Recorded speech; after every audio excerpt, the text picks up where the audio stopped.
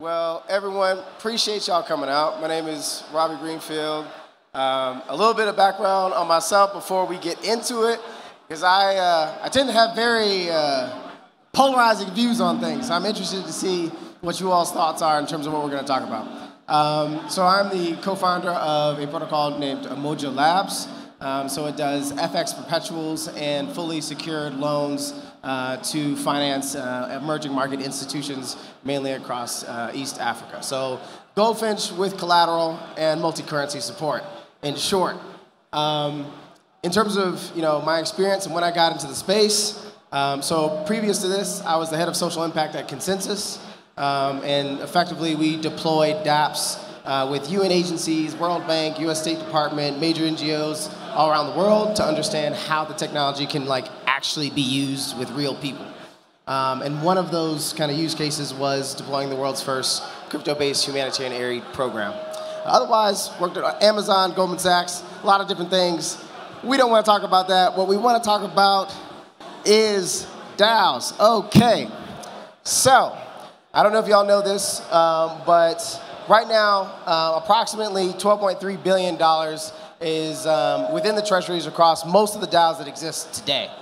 And the huge issue is, and what we'll talk a lot about, is that about each DAO, and I'm talking about the major ones, about 85% of that $12 billion are in treasuries that custody 75% or more of their own governance tokens. Meaning that if I'm DAO A, 75% of my $100 million is in DAO A tokens. And we're going to talk about, with oncoming regulation, how that is a major issue and likely will not be sustainable. So unfortunately, it's only 12 billion. Last week, it was 13 billion, which kind of gets to the point that we're talking about. If you have 75% reserves in your own governance token, you are effectively at the whim of crypto winters. And we know that this most recent crypto winter has been the longest and likely the most bearish. And unfortunately, it looks like that's going to continue for the foreseeable future. And I mean, you all already know this, but we can even just talk to what's happened recently. I think this has all happened within like a 5-month, 4-month time frame. So obviously, Paxos burning $700 million worth of BUSD, right? Because the SEC sees BUSD as a potential security because there is exchange benefits in using it, right? OFAC compliance across Ethereum more generally, right? After Tornado Cash was effectively put on a sanctions list, it set a new precedent for a certain level of censorship. And this is the antithesis of what the blockchain ecosystem is about. So it's a huge issue. Thankfully, there's been some combating, and that's dropped from about 80% in Q4 to like 40% now. And then, obviously, the sanction of Tornado Cash itself and the collapses of Terra, FTX, and I put a half line through Silvergate because it looks like it's not looking good. And for those who don't know what's happening with this half line business at the bottom here, Silvergate, they delayed to submit their 10K report, and their stock has gone down about 97% since early last year. And likely that's due to FTX exposure. And so all these things aren't good. All these things do have a huge bearing on the treasury of DAOs because they are going to have to strategize and survive what's going to happen after all of this. And I just want to make it very clear that regulatory overreaction to centralized exchanges and private equity, fuck it up, that's what we're experiencing. The reason why I put private equity in here is because sexes have rounds just like anyone else. And if you don't do proper due diligence on the token economics of centralized exchanges, particularly introducing governance tokens or stablecoins into the ecosystem, you're doing the whole ecosystem a disservice, right? Because likely that's going to end in fraud. It's ended in fraud nearly every time, right? Mt. Gox, there's been issues with Kraken, there's been issues with FTX. It's a long-standing thing. And so VCs, I'm going to lean into you a little bit because you do play a role in this. Otherwise, we have transactional freedom, and it's all damn securities. So transactional freedom. One thing I don't think people realize is that right now, when it comes to transactional OFAC compliance, we are having a battle of how free our transactions should be, right? So the outcome of regulatory, changes in terms of how it embraces or pushes away DeFi is very much going to set a precedent for how freely we can transact, right? Whether we should even be able to have private transactions at all. And that matters a lot, right? Because these are freedoms that we didn't really consider or nor had to consider up until about maybe 10 years ago. And so that's going to be really, really important. And then it's all damn securities. If you're not already aware, the SEC has, SEC's been tripping, like for real. And the reason I say this is because there are traditional assets that exist that are not securities, in which for some reason their tokenized equivalent is now a security, right? And I actually think that the BUSD example is a really good example, right? There are advantages to using USD fiat, right, in terms of cost exposure. FX exchange cost is a perfect example, right? Just because you get a discount at trading USD doesn't mean that USD is a security. The same way that BUSD had, exchange rate discounts on Binance, it's very, very similar. So,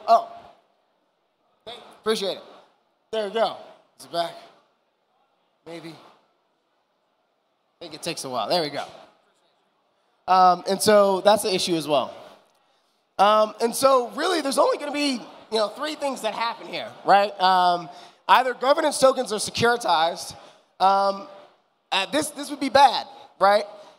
If the SEC gets to determine that effectively all tokens, less Bitcoin are securities, you are going to see a mass exodus and defunct of a lot of governance tokens.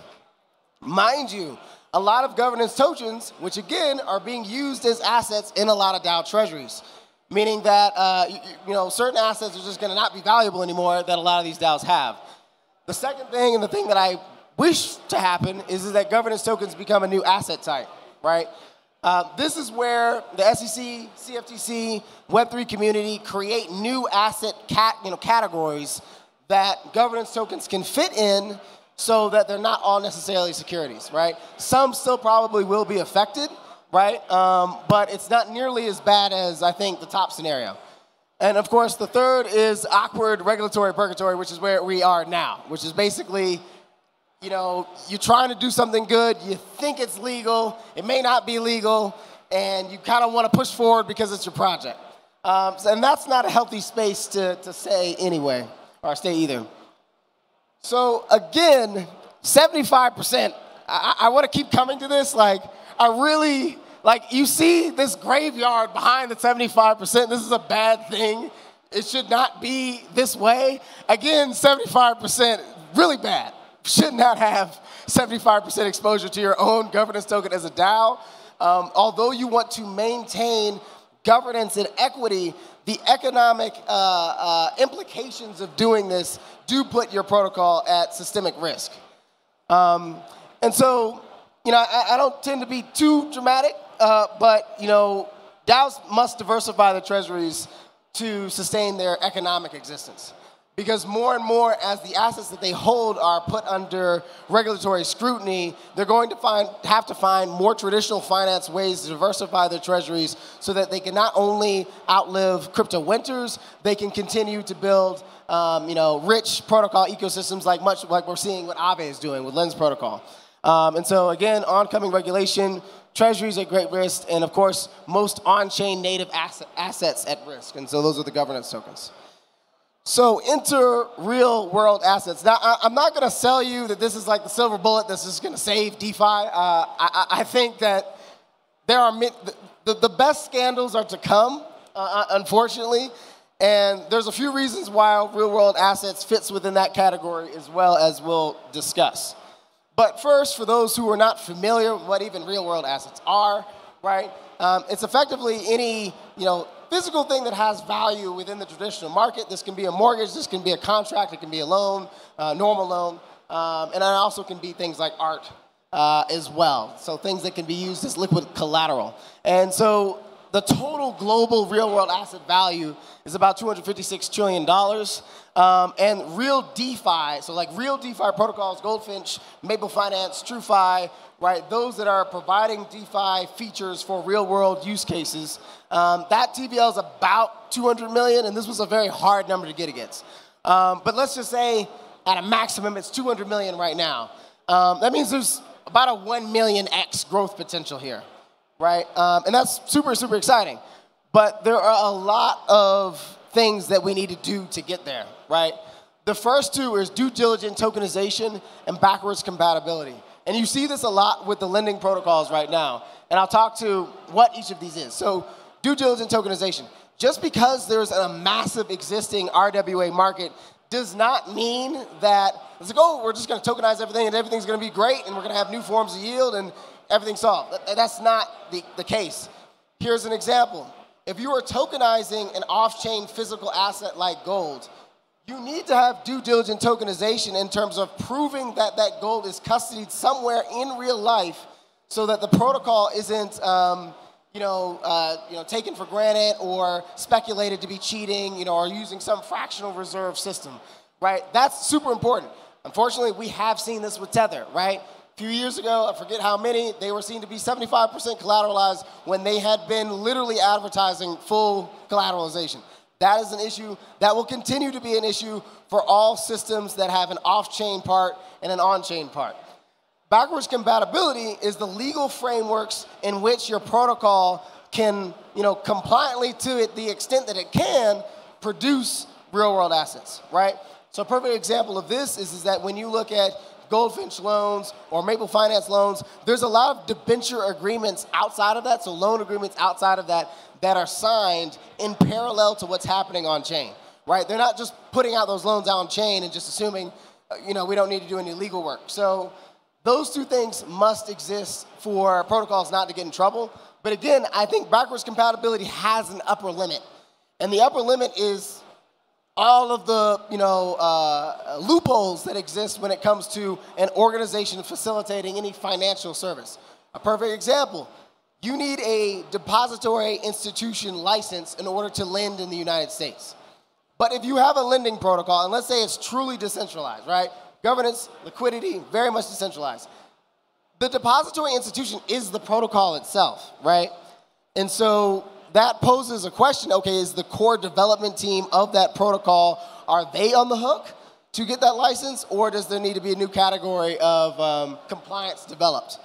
And so the best tokenized RWAs are going to be ones that are transparent, fungible, and risk averse. And so this is where we get to 3 and 4. So let's say you've created some RWA, you've transferred on chain. Let's say all the proof in the world that it's real and legitimate is on chain, so it's transparent, right? It's fungible, meaning it has a liquid secondary market.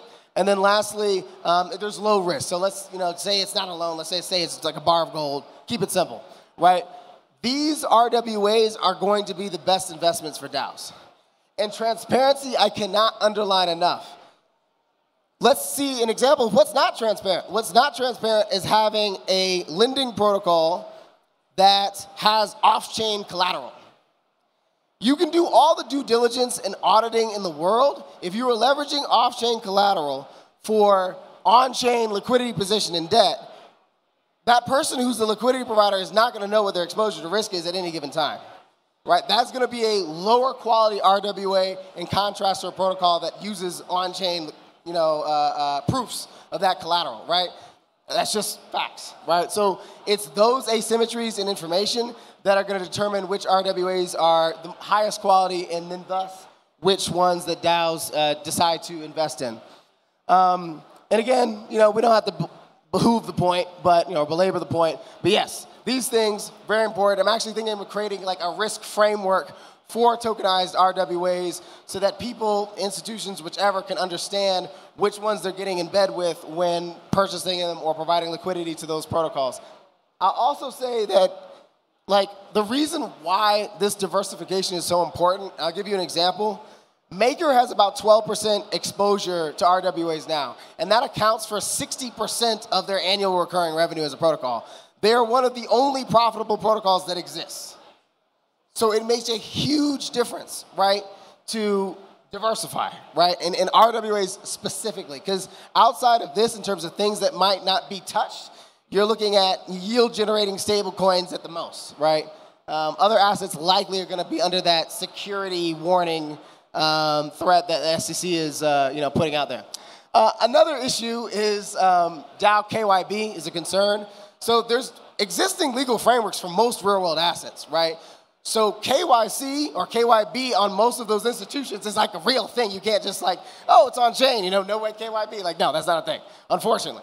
As you all know, for anyone who has gone through this process, it is awful. It's very slow. I hope that there are decentralized, KYB, KYC protocols in the future. Those are going to be very difficult to build. And I will tell you, they do not exist currently. So if you look on Google and you see that on somebody's website, it doesn't exist yet. They may be creating it, but it does not exist yet. And so a really core question that I've heard from a lot of DAOs is like, if I'm on the core development team, am I doing KYC as a universal beneficial owner to the protocol when I don't own the protocol because there's no equity in the protocol, but the way that these financing rounds are, structured is that you have equity and you have a token warrant. That's typically equity of the core development team. So these are really, really interesting questions that I get asked by DAOs in the context of the lending that we do. And so what I would say are, what's the time scale, right? Whole presentation is Wen RWA token, so when is that happening? So I would say over the next decade. It's going to take a while, and it's also going to take courageous traditional financial institutions to do pilots with existing protocols. There's no way to get around that, right? We can take pause in making sure that there's a regulatory framework, much like DAOs are doing in terms of their legal structure, to get there, but someone's going to have to take those first steps. I know that there are a few that have already done that, but a lot of those have already been like Web3 native type firms. So devs building RWA protocols in the first place, there's a million different types of markets within this $260 trillion structure. VCs investing not just equity, but also liquidity. VCs, if you want, it is literally like being able to be a customer to your portfolio company, right?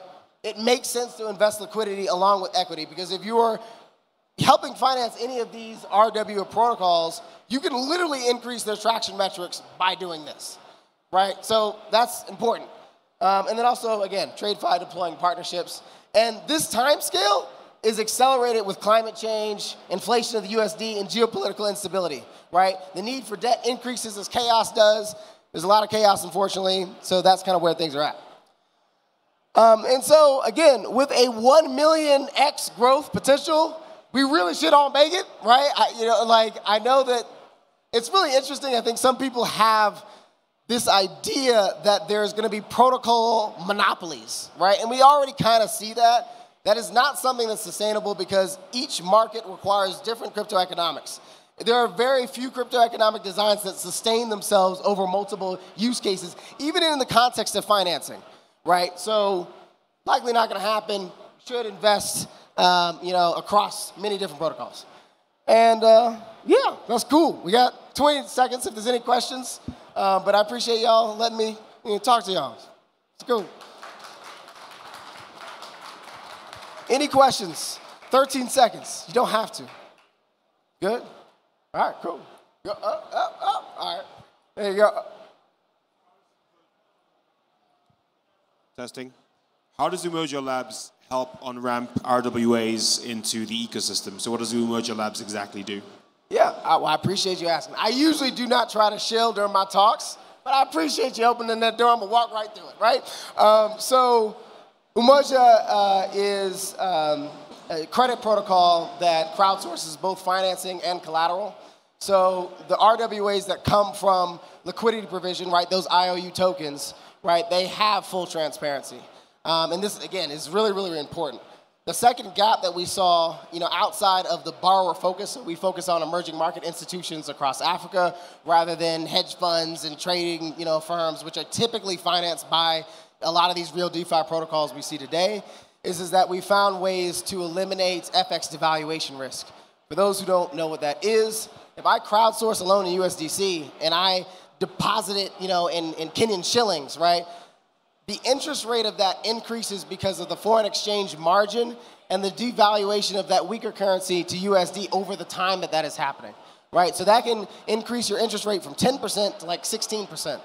And what this allows is not only for us to support multi-currency denominated loans, but it allows DeFi more generally to do that as well. And so we use our Perpetuals FX protocol for that side. And then on the other side, we've taken components from Maple, from Goldfinch, and others to develop institutional lending on the DeFi side. So that's what we do. Whew. Excellent. Well, I appreciate y'all guys. We'd love to talk to y'all after, and y'all have a great day. All right. Cool.